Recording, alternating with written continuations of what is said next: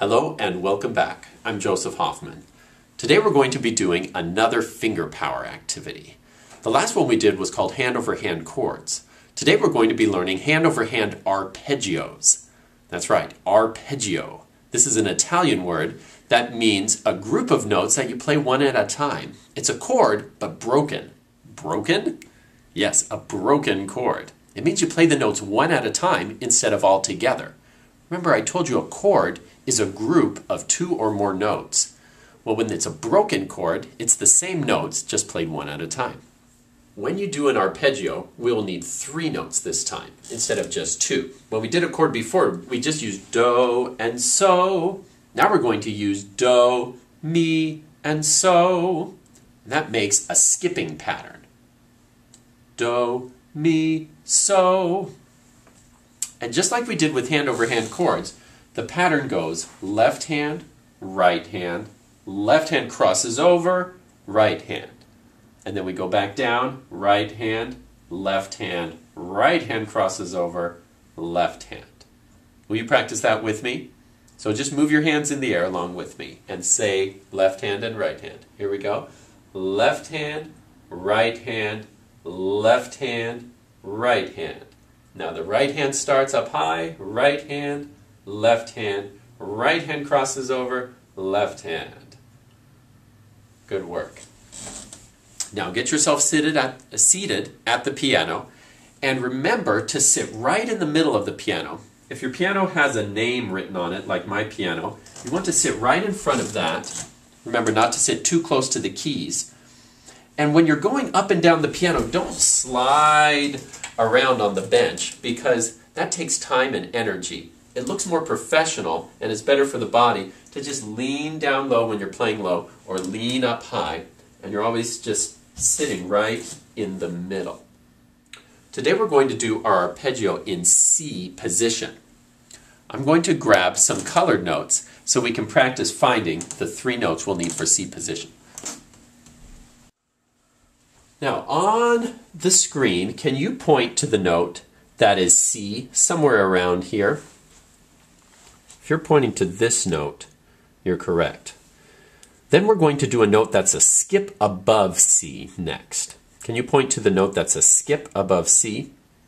If you're pointing right here, you're correct. We can call these two notes do and mi, or C and E. Now, where's the note that's a skip above E? If you're pointing right here, you're correct. These three notes make a chord that's called a C major chord. And if I play all three of them together, it sounds like this. But we're going to play it like a broken chord, or an arpeggio, which will sound like this. Do, mi, so. Now, we could also sing the letter names like this. C, E, G. When we play a hand over hand arpeggios, our hands are going to take turns playing those three notes. First time going up 4 times, and then back down 4 times. I'll let you watch me once, and then I'd like you to try it with me on your own piano at home. So I'm sitting right in the middle of the piano, and I'm kind of leaning to the left a little bit. I'm not going down to the very lowest C on the piano, just 1 C above, where I can comfortably reach to my left. And here's how I'm going to do it. Do, mi, so, do, mi, so. My left hand crosses over, do, mi, so. Now my right hand again. Do, mi, so. Coming down, so, mi, do. Left hand, so, mi, do, cross over, so, mi, do. Last time, so, mi, do. This time, why don't you try it with me, and we'll sing the letter names this time. Last time we sang do, mi, so. This time, let's sing the letter names, C, E, G. Here we go, try it with me. C, E, G. Next hand, C, E, G. Left hand jumps over C, E, G, right hand, C, E, G, now we're going back down, G, E, C, left hand, G, E, C, right hand jumps over, G, E, C, last time, G, E, C. Here are a few little tips to make sure that you're playing your best. First of all, it's always good to have the next hand ready as early as possible. Otherwise, you might have to pause in between. And in music, we try not to pause, but always keep the beat moving. So when my left hand is starting, my right hand's not just hanging out on my lap. It's getting ready early. So it's already in position. I have both of my hands ready to go. And then while my right hand is playing, it's okay to let the left hand already start crossing over. And then while the left hand is playing, the right hand's getting ready.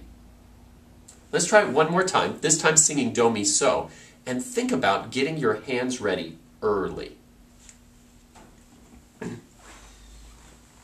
So start with the left hand in position. It's going to be the first one to play, but your right hand also is already in its position for when it's the right hand's turn.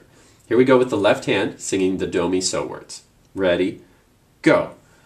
Do, Mi, So. Right hand, Do. Left hand's getting ready. So. Do, Mi. Right hand's getting ready.